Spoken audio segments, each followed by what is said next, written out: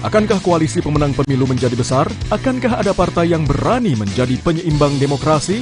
Sejumlah nama calon gubernur Jakarta terus mencuat, serta aneka hoax menjadi topik yang meramaikan jagat media sosial.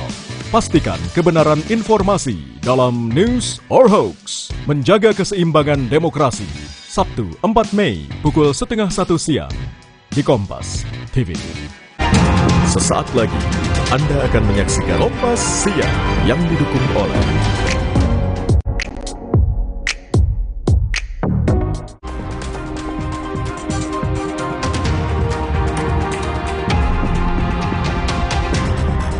Diduga dianiaya senior, seorang taruna sekolah tinggi ilmu pelayaran STIP Jakarta meninggal dunia. Dari hasil pemeriksaan sementara, polisi menemukan luka lebam di bagian ulu hati korban.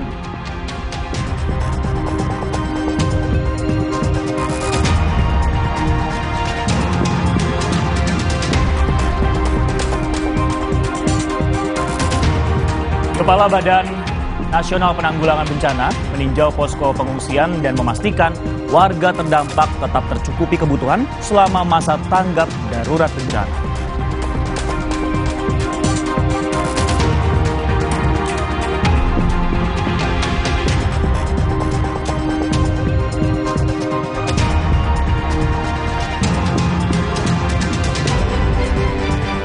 Suhu tinggi membakar Indonesia akhir-akhir ini. Cuaca panas di Indonesia saat ini pun disebut-sebut termasuk dalam gelombang panas.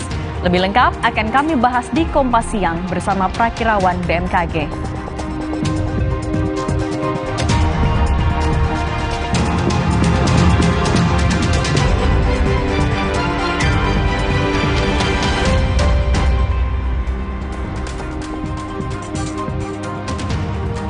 Halo, selamat siang saudara, apa kabar Anda? Selain 3 topik utama tadi, Kompas Siang pada hari ini Sabtu 4 Mei juga menyajikan informasi penting lain. Di antaranya banjir yang menerjang Kabupaten Luwu, Sulawesi Selatan akibat meluapnya sejumlah sungai setelah diguyur hujan deras. Ratusan warga juga mengungsi dan kini kekurangan bahan makanan. Selain itu juga ada informasi mengenai harga kebutuhan bahan pokok di pasaran yang hingga saat ini masih belum juga turun, bahkan semakin naik. Seperti telur, kini harganya perlahan naik. Tingginya harga telur ini membuat penjualan di pasar lesu. Bersama saya, Cindy Permadi. Dan saya, Francisco Don Asiano. Anda menyaksikan Kompas Siang hanya di Kompas TV. Independen, terpercaya.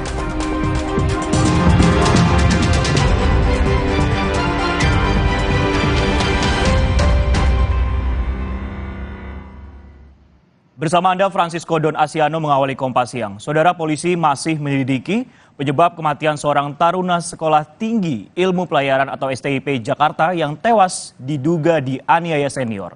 Jenazah korban saat ini tengah diotopsi di RS Polri Kramat Jati, Jakarta Timur.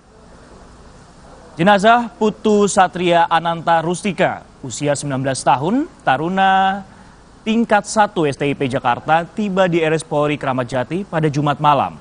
Pagi ini, pihak keluarga korban mendatangi RS Polri di tengah jalannya proses otopsi. Serangkaian penyelidikan juga dilakukan pihak kepolisian untuk mengetahui kronologi serta penyebab kematian korban. Polisi juga telah memeriksa setidaknya 10 orang dan rekaman kamera pemantau di lokasi kejadian.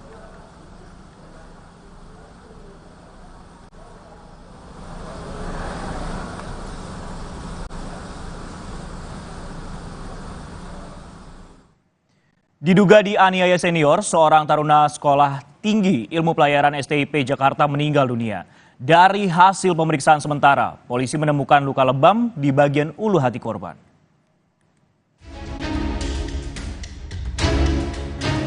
Putu Satria Ananta Rustika, usia 19 tahun, taruna tingkat 1 STIP Jakarta, tewas pada Jumat pagi. Korban asal Bali ini diduga dianiaya oleh seniornya usai kegiatan. Serangkaian penyelidikan pun telah dilakukan polisi guna mengetahui kronologis serta penyebab kematian korban. Dari hasil pemeriksaan sementara ditemukan luka lebam pada bagian ulu hati korban.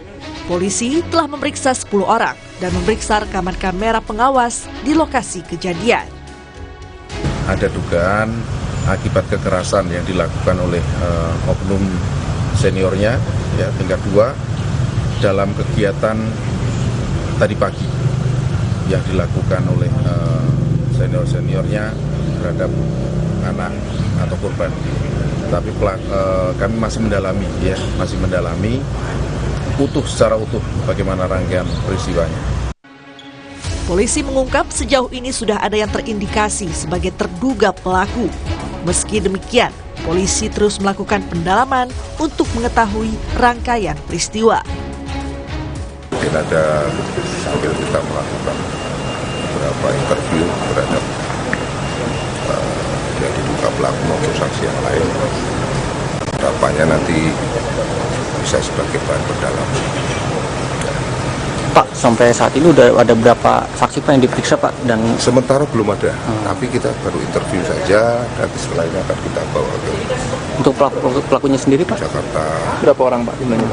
Sementara terindikasi ada yang kita sudah curigai, tapi mungkin nanti akan kita pastikan ketika nanti diambil keterangan lebih lanjut. Sementara itu, manajemen STIP Jakarta mengklaim tidak ada unsur perpeloncoan dalam kasus tewasnya taruna Putu Satria Anantarustika.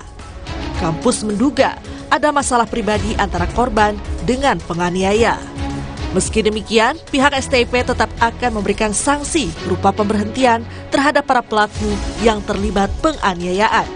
Di sini sebenarnya tidak ada perpeloncoan, jadi kita sudah hapus semua perpeloncoan. Karena itu penyakit turun-temurun saya sendiri sudah setahun di sini. Itu semua saya sudah hapus perpeloncoan itu, sudah nggak ada. Itu mesti terjadi ini Pak? Nah itu di luar kuasa kita karena tadi tidak ada dalam program kita. Tidak ada lagi budaya seperti itu? Tidak ada, sudah kita hilangkan. Jadi ini murni person to person. Tewasnya Putu Satria Anantarustika membuat sang ibu tak kuasa membendung kesedihannya. Jenazah korban yang saat ini berada di RS Polri menurut rencana akan langsung dikembalikan kepada keluarga. Tim Liputan Kompas TV.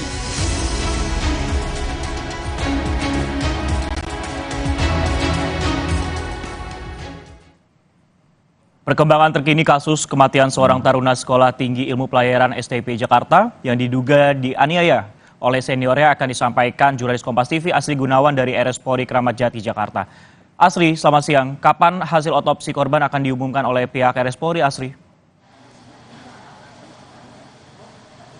Ya, kalau yang kita lihat sekarang, Sisko dan saudara, bahwa saat ini Rumah Sakit Polri masih melakukan otopsi terhadap jenazah korban begitu, dan memang belum ada statement atau pernyataan resmi dari pihak Rumah Sakit Polri terkait dengan otopsi ini. Tapi tadi saya sempat berbincang dengan kuasa hukum korban atau kuasa hukum keluarga korban, ini menyatakan bahwa memang jenazah ini baru diotopsi pukul 9 pagi tadi dan rencananya mungkin akan selesai di sekitar pukul 3 sore nanti. Tapi memang ini kita masih harus menunggu apakah memang selesai tepat waktu seperti apa yang disampaikan oleh kuasa hukum keluarga korban begitu, atau mungkin lebih dari waktu yang dijadwalkan ataupun juga diperkirakan.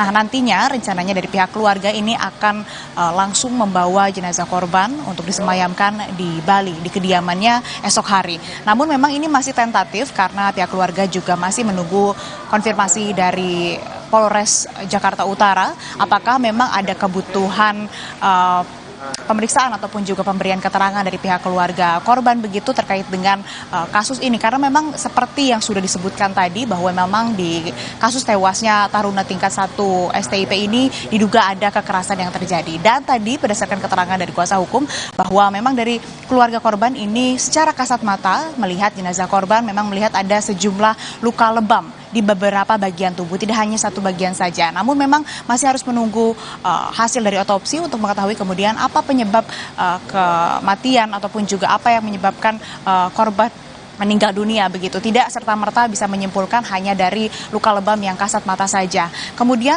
terkait dengan pemeriksaan, ini polisi setidaknya sudah memeriksa 10 saksi termasuk beberapa orang yang ada di lokasi kejadian, yang ada di TKP, kemudian juga beberapa perwakilan dari keluarga korban, termasuk tadi disebutkan salah satu keluarga korban ini adalah tante korban yang dimintai keterangan oleh polisi.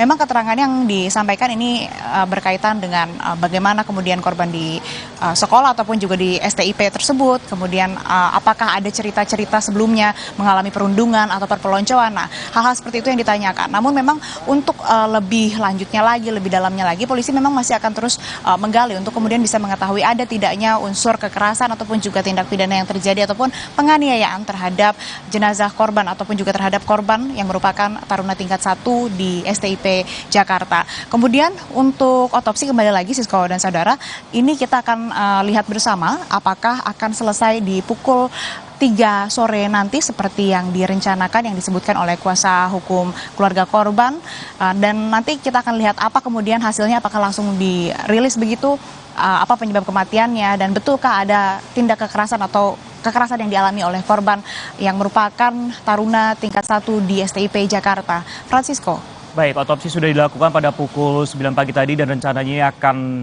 selesai seperti itu pada pukul 3 petang. Lantas Asri, setelah 10 saksi kemudian diperiksa mulai dari keluarga, kemudian yang berada di lokasi kejadian, apakah polisi ini sudah mengerucut pada satu terduga pelaku terkait masa dugaan perundungan ini, Asri? Ya, terkait dengan terduga pelaku memang belum ada pernyataan resmi dari polisi, tidak juga ada beberapa nama begitu yang disebutkan, ini belum ada sama sekali oleh pihak kepolisian. Tapi memang kalau kita melihat dari lokasi kejadian atau TKP-nya ini berada di lingkungan sekolah begitu ataupun juga di lingkungan pendidikan di STIP Jakarta.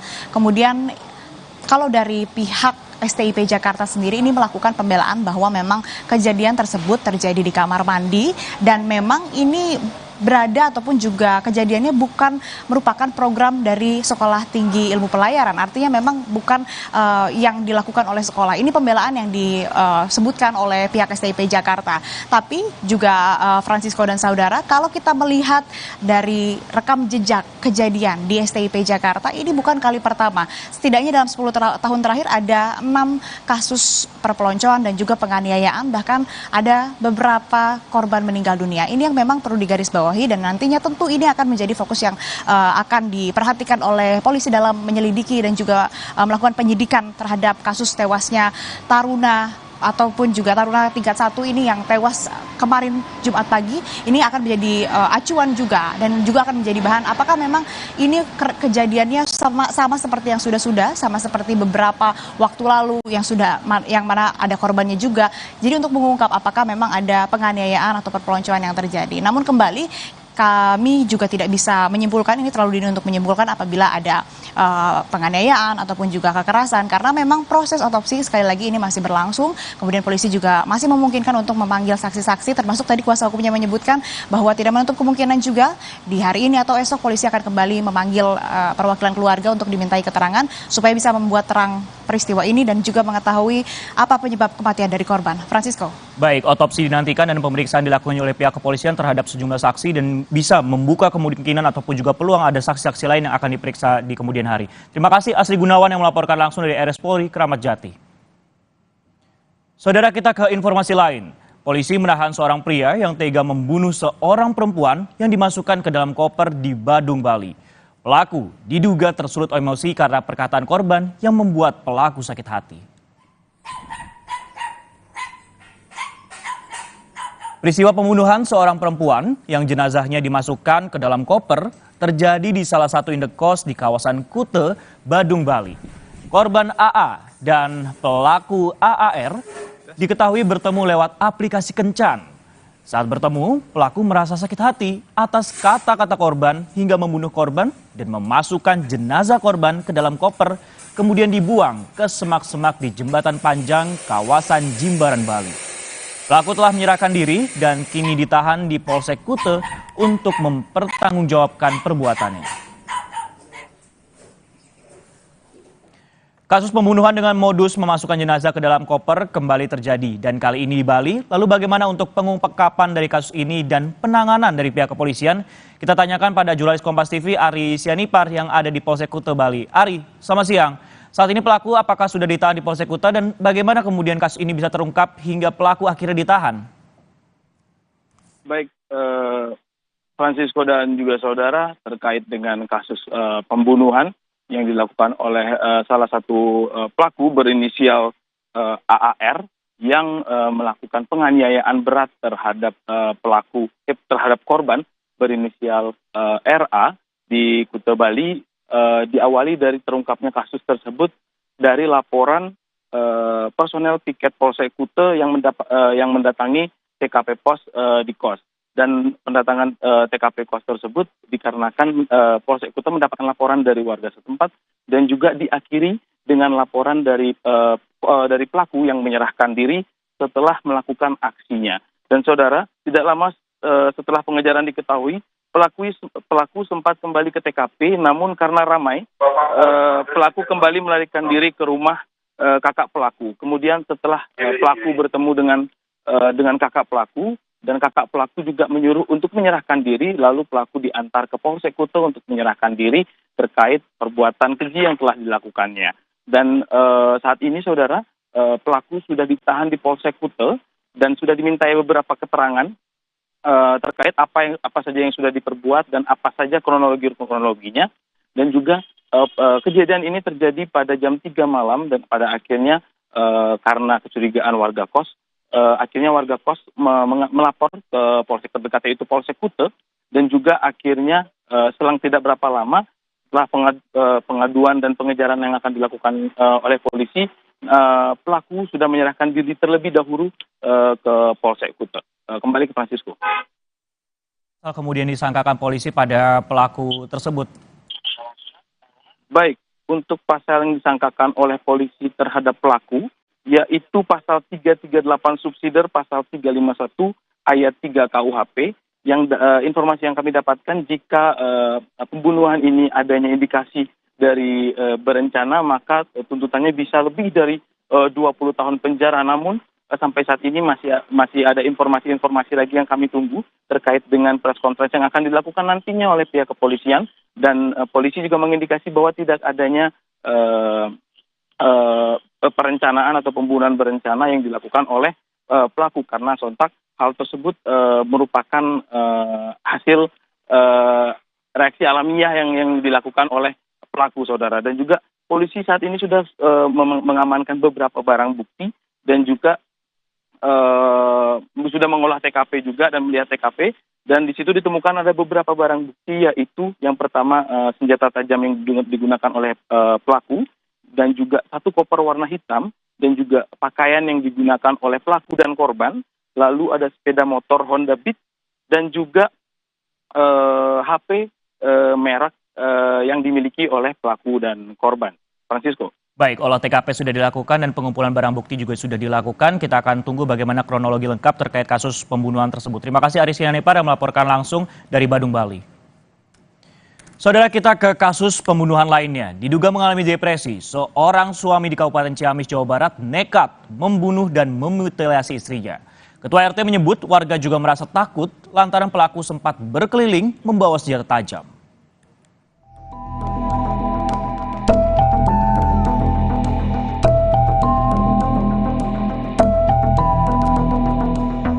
Diduga mengalami depresi, seorang suami di Kabupaten Ciamis, Jawa Barat nekat membunuh dan memutilasi istrinya.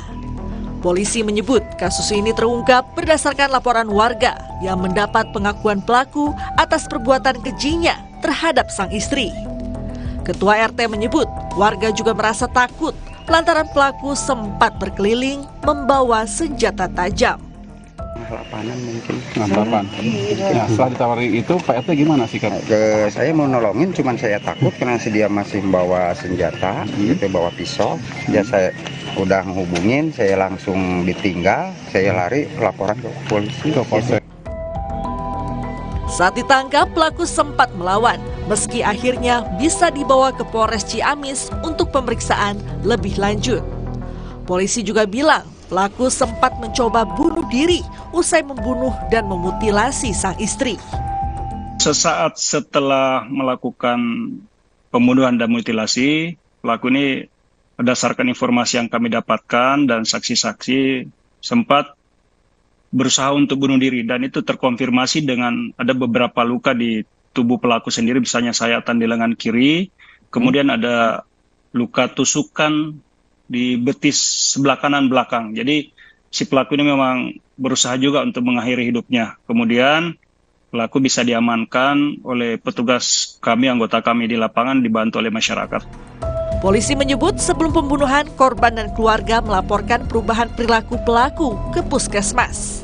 Sebelum kejadian, memang korban dan keluarganya sempat menyampaikan ke puskesmas terdekat, yaitu Puskesmas Ranca, terkait dengan perubahan perilaku dari suaminya atau si pelaku ini. Jadi memang beberapa hari terakhir kondisi kejiwaan dari pelaku ini memang ada perubahan yang signifikan, gampang marah, berubah-berubah, dan sempat kabur dari rumah. Dan itulah yang menyebabkan istri pelaku atau si korban sendiri sempat melaporkan ke puskesmas untuk ditindaklanjuti. Dan petugas puskesmas sempat berkunjung ke rumah pelaku dan memberikan semacam obat penenang, dan juga menyampaikan kepada keluarga pelaku dan bahkan istri korban untuk mengupdate perkembangan perilaku si pelaku ini. Tapi kemudian sampai kejadian tidak ada update dari pihak keluarga, sampai kemarin ada terjadi pembunuhan dan mutilasi. Polisi menyebut pelaku nantinya akan menjalani pemeriksaan kejiwaan untuk mengetahui motif pembunuhan. Pakar psikologi forensik Reza Indragiri menyebut pembuktian dugaan gangguan kejiwaan pelaku pidana perlu melibatkan profesional. Kita ingin memperbincangkan orang ini sebagai orang yang waras atau tidak waras, tentu membutuhkan pelibatan profesional. Tapi karena yang bersangkutan sudah melakukan tindakan pidana, maka sudah semestinya bukan kacamata klinis yang kita kedepankan, tetapi kacamata forensik yang kita dahulukan. Bagaimana melihat peluang orang ini bisa dimintai pertanggungjawabannya secara pidana, tidak tergesa-gesa berpikir tentang bagaimana menyembuhkan orang ini, atau pura-pura sakit. Kemungkinan dissimulation atau pura-pura sehat adalah sebuah fenomena yang sangat lazim berlangsung di ranah forensik. Ketika orang melakukan perbuatan yang melanggar hukum, maka dia akan mengandalkan siasat atau strategi sedemikian rupa, termasuk rekayasa psikologis, untuk mengelabui hukum, untuk mendapatkan peringanan, bahkan mungkin pembebasan dari sanksi pidana. Polisi menyita sejumlah barang bukti di lokasi kejadian, salah satunya pisau yang diduga dipakai untuk memutilasi korban. Kini, jenazah korban akan diotopsi di Rumah Sakit Umum Daerah Ciamis. Dede Ibin, Kompas TV Ciamis, Jawa Barat. Saudara, warga di sekitar lingkungan Pesagi, Kabupaten Karangasem, Bali, digegerkan dengan penemuan jenazah di saluran irigasi. Diduga korban yang berusia 80 tahun itu bunuh diri karena menderita sakit yang cukup lama. Jenazah ditemukan di aliran irigasi di lingkungan Pesagi, Kabupaten Karangasem, Bali oleh warga yang hendak mandi. Setelah itu, warga juga langsung melapor ke Polsek Karangasem. Kemudian pihak kepolisian langsung melakukan olah TKP bersama pihak kesehatan dan menemukan beberapa luka pada tubuh korban akibat terbentur batu serta terbawa arus air sungai. Dari hasil pemeriksaan, korban diketahui wanita berusia 80 tahun asal Gang Kamboja, Karangasem, Bali.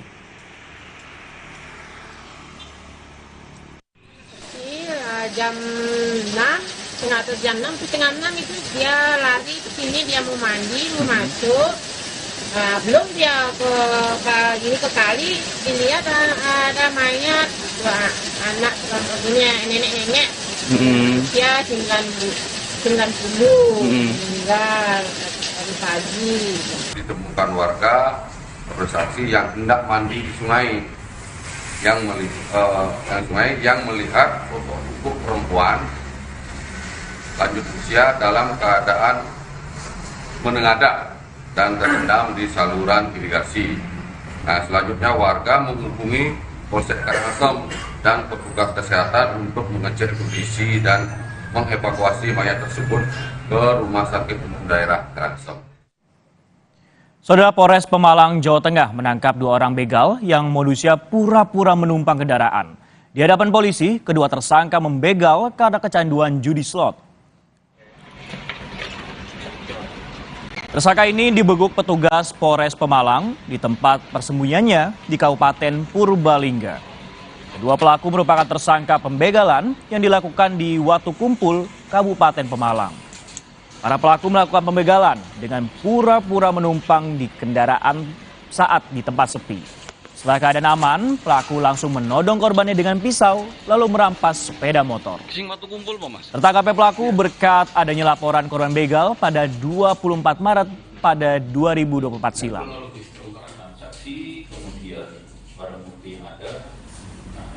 Kepada kedua pelaku kita sangkakan pasal 365 KUHP dengan ancaman selama-lamanya 12 tahun penjara.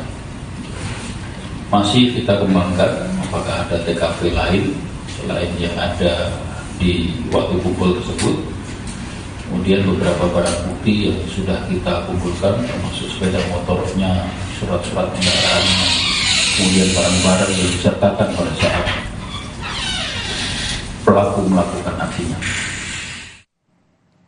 Kami jeda Kompas Siang sejenak saudara dan kami akan kembali dengan informasi. Kepala Badan Nasional Penanggulangan Bencana meninjau posko pengungsian dan memastikan warga terdampak tetap tercukupi kebutuhan selama masa tanggap darurat bencana.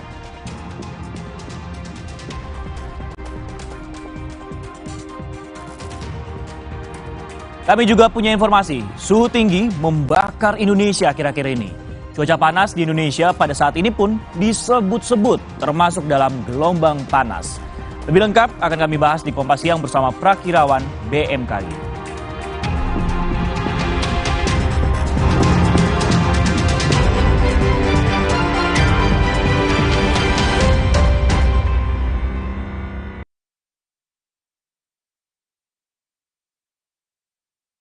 Kita doyan banget makanan manis. Tapi kita nggak takut gigi berlubang.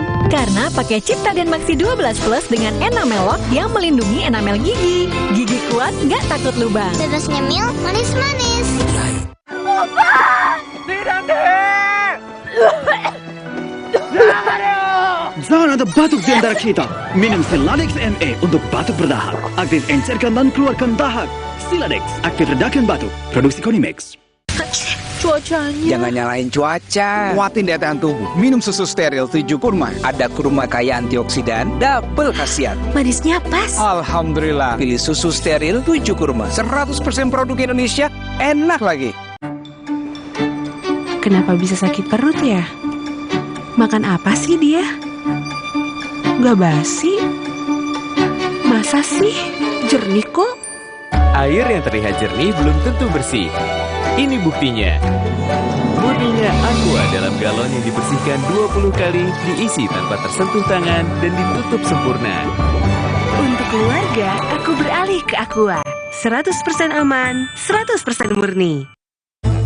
Mau simpan makanan sebanyak ini? Masih muat? Muat! Polytron Flex Up 5-in-1 Cooling System. Lebih banyak muatnya. Nitip muat nggak? Yam, ayam. Nggak usah takut, kan ada Agoda.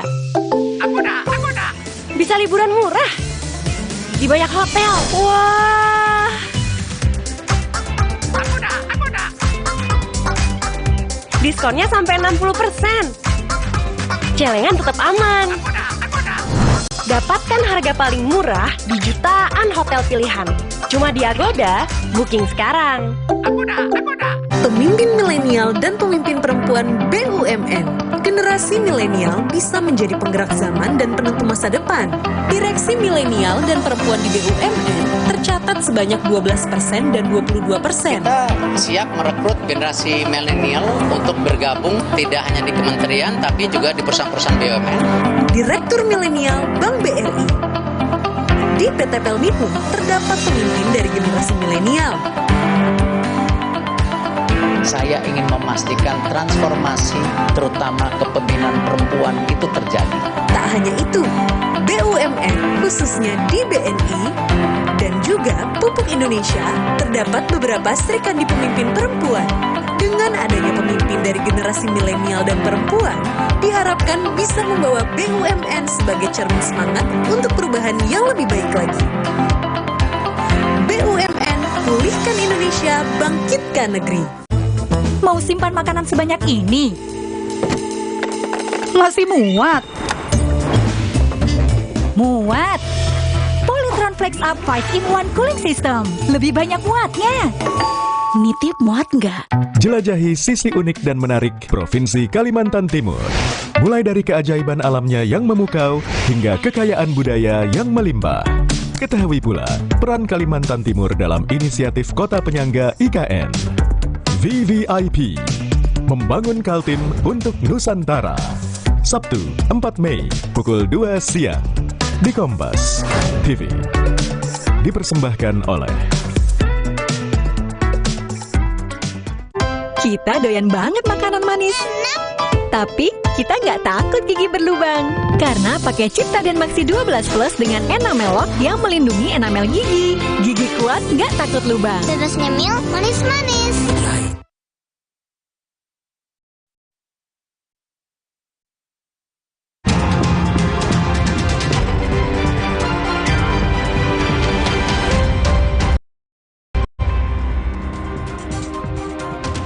Francisco Don Asiano masih bersama dari Kompas Siang. Saudara, Kepala Badan Nasional Penanggulangan Bencana, Lejen Suharyanto, meninjau posko pengungsian. Suharyanto memastikan warga terdampak tetap tercukupi kebutuhan selama masa tanggap darurat bencana.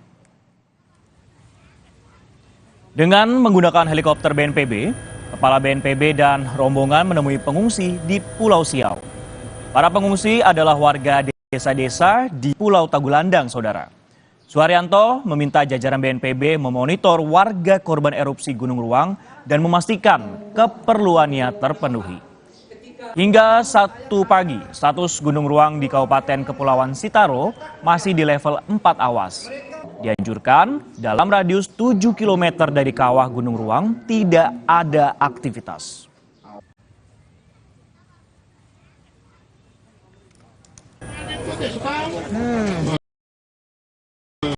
Sementara itu, pemerintah Provinsi Sulawesi Utara memastikan segera merelokasi warga terdampak erupsi Gunung Ruang. Penegasan disampaikan Gubernur Sulawesi Utara, Oli Dondo Kambe, saat menemui korban erupsi Gunung Ruang. Warga juga segera dipindahkan ke wilayah Manado.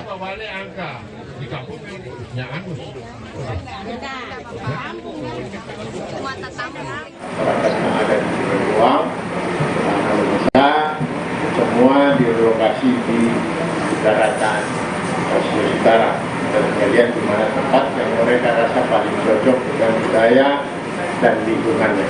Nah, itu yang kami akan siapkan. Dan besok saya minta seluruh pengungsi Gunung Ruang dilokalisasi ke Manado agar supaya koordinasinya akan lebih baik untuk penanganannya. Tapi bukan mengabaikan korban yang ada di Pulau Tagulandang sini. Kan tidak bagian daripada relokasi. Laporan lebih lengkap ada rekan kami Jufri Kasulamba di Sitaro, di mana wilayah pengungsi warga terdampak erupsi Gunung Ruang. Jufri, selamat siang. Bagaimana pantauan Anda dengan rencana relokasi warga terdampak erupsi? Apakah sudah dilakukan? Iya, Francisco dan juga saudara. Untuk relokasi 2 warga di kaki Gunung Ruang memang menjadi prioritas dalam pembahasan rapat terbatas Presiden Republik Indonesia Joko Widodo Jumat kemarin bersama jajarannya, dan kemarin juga kunjungan Gubernur Sulawesi Utara bertemu dengan masyarakat. Dan Francisco, hari ini Kepala BNPB Letjen Tini Suharyanto mengunjungi 2 pulau di Sitaro yakni Pulau Siau dan Tagulandang untuk bertemu pengungsi. Tujuannya adalah bagaimana pemerintah mencoba berbicara dengan masyarakat dan menyiapkan lokasi relokasi sebagaimana yang telah dibicarakan dengan pemerintah daerah. Dan rencananya untuk relokasi 2 warga sebanyak 301 kepala keluarga ini akan dibawa dari Sitaro ke Kabupaten Bola Mongondo Selatan. Dan memang tadi malam kami juga memantau bahwa di posko pengungsian untuk warga yang berasal dari Pulau Ruang sendiri sudah dibawa dengan kapal feri ke Kota Manado. Menurut Pak Gubernur bahwa alasannya supaya mudah terkontrol di sana, dan Kepala BNPB juga menjamin untuk warga yang ada di Tagulandang supaya tidak khawatir karena BNPB juga akan mengcover khusus untuk rumah yang rusak baik kategori berat, sedang dan ringan. Dan Francisco, inilah kutipan wawancara kami bersama dengan Kepala BNPB hari ini. Bapak Presiden memimpin rapat kemarin dan memutuskan bahwa yang para masyarakat yang tinggal di Gunung Ruang ada 301 itu semuanya direlokasi ke wilayah Kabupaten Bolang Mongondo Selatan, yaitu tepatnya di Desa Musidi. Kemudian masyarakat sejak radius 6-7 km di Pulau Tanggulandang rata-rata mengungsi karena takut. Itu sudah kita berikan informasi bahwa kita menunggu sampai status gunung kembali menjadi waspada tahap 2 baru mereka bisa kembali ke tempatnya masing-masing. Pemerintah akan membantu. Ada mekanisme yang rusak berat kita bantu 60 juta rupiah, rusak sedang 30 juta rupiah, dan rusak sedang 15 juta rupiah. Ya, itulah rekaman kutipan wawancara Kepala BNPB, dan kami memastikan data pemerintah sampai dengan hari ini bahwa sudah lebih dari 5.000 warga dari Pulau Tagulandang ini sudah dievakuasi ke luar daerah seperti Manado, Minahasa Utara, Bitung, dan Pulau Siau. BNPB RI juga memastikan bahwa warga yang keluar dari Kabupaten Kepulauan Saro akan mendapat penanganan dari pemerintah, Francisco. Baik, Jufri, tadi Anda juga menyebutkan sedikitnya ada lebih dari 231 kepala keluarga kemudian terdampak dan juga harus dievakuasi. Tadi juga disebutkan bahwa akan ke Kabupaten Bolang Mongondo Selatan seperti itu.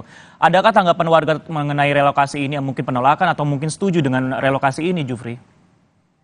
Ya, kami menemui langsung warga Pulau Ruang sebelum diberangkatkan semalam, dan memang dalam keterangannya beberapa warga ini sebenarnya masih ragu dan khawatir dengan relokasi ini, mengingat bahwa sekian puluh tahun mereka tinggal di Pulau Ruang yang berada di belakang saya ini, dan beberapa warga juga berprofesi sebagai nelayan maupun petani, dan mereka memiliki kebun. Ini yang menjadi kekhawatiran mereka, apakah kontur wilayah dan budaya yang ada di Pulau Ruang akan sama, mengingat Kabupaten Bolang Mongondo Selatan ini berbeda dengan Kabupaten Kepulauan Sitaro. Itu yang jadi kekhawatiran mereka, dan mari kita dengarkan secara langsung. Inilah kutipan wawancara kami bersama warga Pulau Ruang.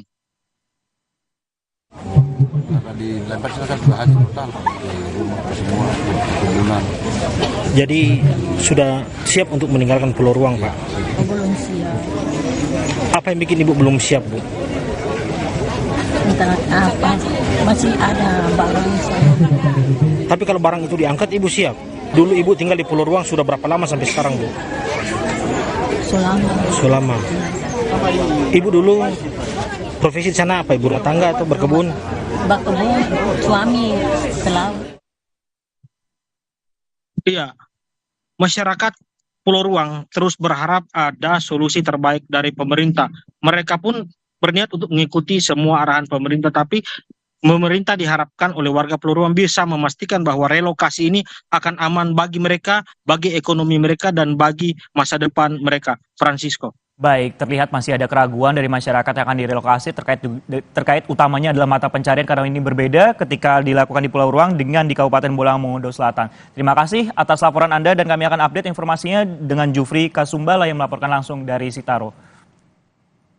Saudara, kita ke informasi selanjutnya. Angkasa Pura I, Bandara Internasional Samratulangi Manado memperpanjang penutupan operasional penerbangan hingga Sabtu 4 Mei pukul 18 waktu Indonesia Tengah.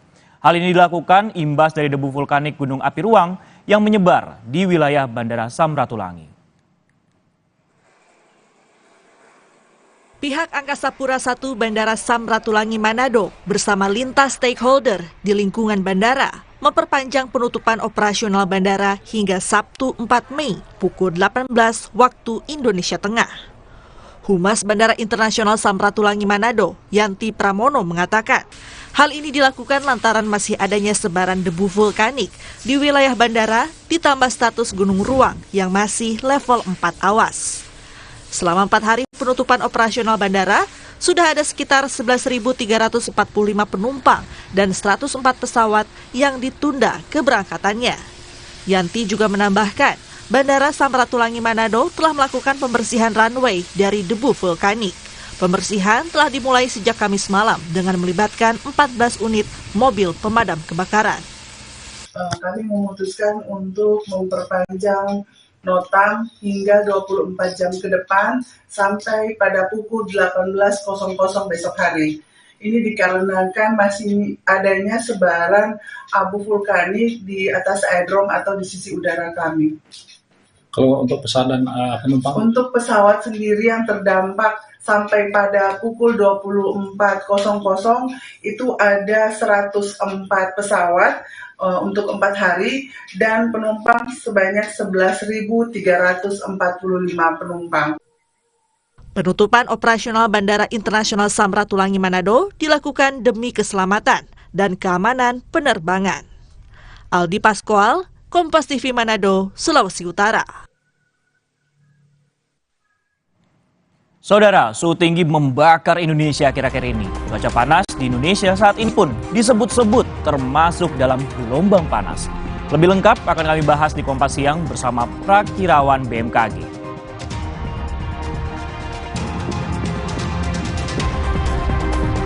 Kami juga punya informasi 5 kabupaten di Sulawesi Selatan dilanda bencana banjir dan tanah longsor. Akibat bencana ini, sebanyak 8 orang meninggal dunia.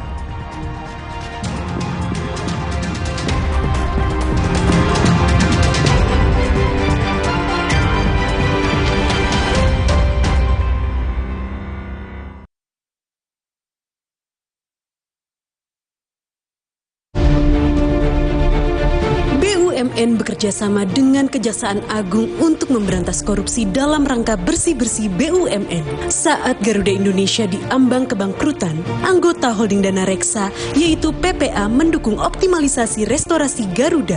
Dana Reksa sebagai holding BUMN transformasi dan investasi mendukung transformasi lebih dari 20 BUMN dan menuntaskan pembubaran 7 BUMN yang tidak memiliki nilai ekonomis. Indonesia Financial Group yang berperan sebagai pilar penting dalam industri keuangan Indonesia. IFG ditunjuk Kementerian BUMN sebagai pengelola investasi dana pensiun BUMN.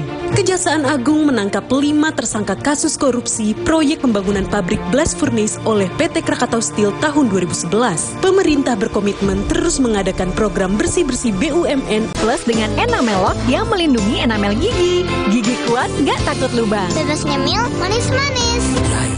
Yam, ayam. Nggak usah takut, kan ada Agoda. Agoda. Bisa liburan murah di banyak hotel. Wah. Agoda.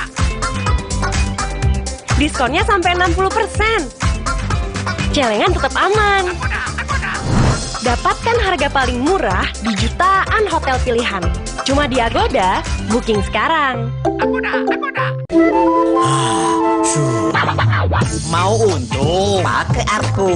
Tinggal sorong. Lebih kuat, desain inovatif, teknologi Jepang. Arko merah cocok untuk angkut apa saja. Lebih landai, gampang nuangnya. Arko jumbo paling gede, enteng, hemat tenaga. Arko banana green lebih slim, sempit nggak masalah. Mau untung? Pakai Arko. Tinggal sorong. Mau simpan makanan sebanyak ini? Masih muat? Muat! Polytron Flex Up 5-in-1 Cooling System. Lebih banyak muatnya. Nitip muat nggak? Kita doyan banget makanan manis. Tapi kita nggak takut gigi berlubang. Karena pakai Cipta dan Maxi 12 Plus dengan Enamelok yang melindungi enamel gigi. Gigi kuat nggak takut lubang. Terus nyemil manis-manis.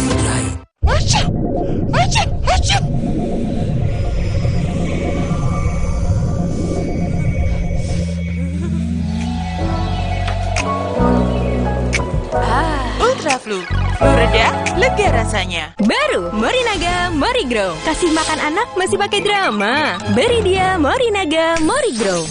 Susu dengan formula Grow Max, bantu tingkatkan nafsu makan dan penuhi nutrisi untuk pertumbuhannya. Morinaga Morigrow. Tulang kaku kayak robot. Faktor utuh. Minum Entrasol. Ekstrak buah zaitunnya bantu penyerapan kalsium lebih cepat pada tulang. Apa? Bye tulang kaku, bye-bye faktor U. Entrasol. Cipta dan Herbal berbagi berkah Ramadan. Beli kemasannya dan kirim kode uniknya. Ramadan penuh berkah, berlimpah hadiah. Beli Cipta dan Herbal hari ini.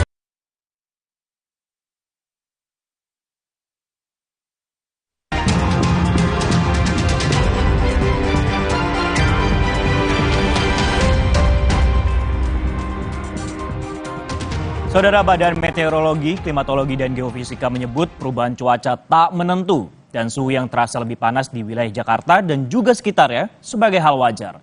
Saat ini Indonesia masuk dalam masa peralihan musim hujan ke musim kemarau. BMKG memperkirakan cuaca kawasan Jabodetabek akan cerah berawan sepanjang Sabtu 4 Mei. Potensi hujan ringan kemungkinan terjadi di sebagian kecil wilayah. Sementara daerah lain di Indonesia diperkirakan masih diguyur hujan sedang hingga lebat. Penjelasan lebih lengkap soal kondisi cuaca yang terasa lebih panas akhir-akhir ini kita tanyakan pada jurnalis Kompas TV yang akan mengulasnya bersama dengan prakirawan BMKG di kantor BMKG Jakarta. Tifal, selamat siang. Masyarakat saat ini mengeluhkan cuaca yang terasa panas pada akhir-akhir ini. Lalu bagaimana kemudian analisis BMKG terhadap kondisi ini? Apakah benar saat ini Indonesia mengalami gelombang panas, Tifal? Ada yang menyebutnya gelombang panas atau heat wave, tapi apakah ini terkonfirmasi dan bisakah kemungkinan Indonesia akan mengalami hal seperti yang terjadi di beberapa negara lain? Prakirawan BMKG Muhammad Hakiki sudah bersama saya saat ini. Mas Hakiki, kemungkinan Indonesia masuk dalam gelombang panas atau heat wave itu bisa atau tidak menurut Anda? Ya, untuk Indonesia mengalami gelombang panas atau heat wave, kemungkinan rendah terjadi probabilitasnya. Ada beberapa hal yang menyebabkan. Yang pertama, Indonesia terletak di ekuatorial. Jadi, perbedaan tekanan kita antara bagian subtropis dan ke bawah itu cukup tidak signifikan, sehingga pergerakan udara terutama untuk masuk ke bawah secara pelan itu, terutama heat wave, akan sulit terjadi di wilayah Indonesia. Dan juga banyak gangguan-gangguan di ekuator menyebabkan mungkin dia akan membelokkan heat wave sebelum masuk ke wilayah Indonesia. Oke. Sehingga untuk perkiraan untuk cuaca hari ini, terutama kalau kita spesifik di Jabodetabek, bagaimana kondisinya nanti? Ya, untuk Jabodetabek sebagian besar saat ini adalah cerah berawan, walaupun ada potensi hujan ringan seperti di daerah selatan seperti Bogor dan sekitarnya, dan Tangerang juga dan selatan, walaupun kejadian banyak terjadi di sore hari. Ya, betul. Indikator dari heat wave itu baru akan terjadi kalau apa, Mas?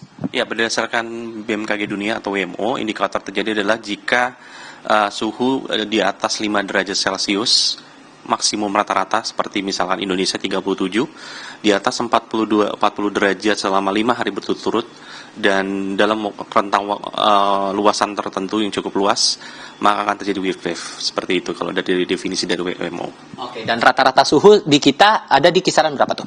Rata-rata suhu maksimum terjadi untuk beberapa hari belakang ini masih kisaran paling tinggi sekitar 36,8 seperti kalau tidak salah, ataupun ada 37, tetapi untuk saat kategori masih relatif lebih rendah dibanding tahun lalu waktu kejadian El Nino, di mana bisa mencapai 39,4. Oke. Terakhir, singkat saja, untuk poin yang perlu diperhatikan masyarakat untuk momen peralihan musim ke hujan, dari hujan ke kemarau ini, apa yang perlu diperhatikan, Mas? Iya, yang perlu jadi perhatian yang pertama adalah masih ada potensi hujan di wilayah Indonesia, khususnya di sore hari, karena hujan akan disertai kilat petir dan angin kencang. Kemudian juga ada potensi hujan es. Jadi jangan selalu membawa peralatan seperti mantel, payung ketika berkeluar. Dan berikutnya adalah potensi peralihan musim juga masih akan juga terjadi di wilayah-wilayah selain Jabodetabek, dan juga wilayah lain yang potensi hujannya juga masih cukup tinggi, seperti wilayah timur dari Sulawesi, Maluku Utara hingga ke Papua dan Papua Barat masih cukup tinggi. Jika Anda traveling ke sana, waspada karena masih potensi hujan masih cukup tinggi. Ya.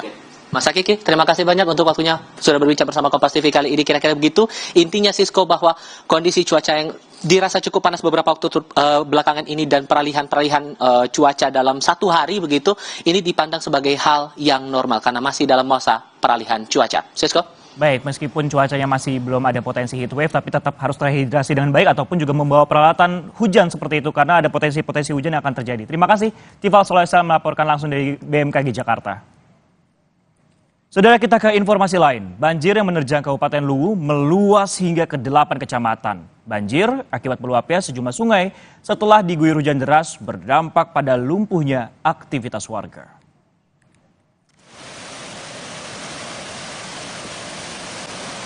Banjir yang menerjang Kabupaten Luwu meluas hingga ke 8 kecamatan.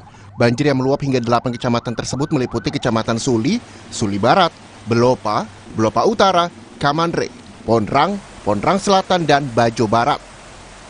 Hujan deras yang terjadi sejak Kamis mengakibatkan banjir dengan ketinggian 1 hingga 2 meter. Banjir berdampak pada lumpuhnya aktivitas warga.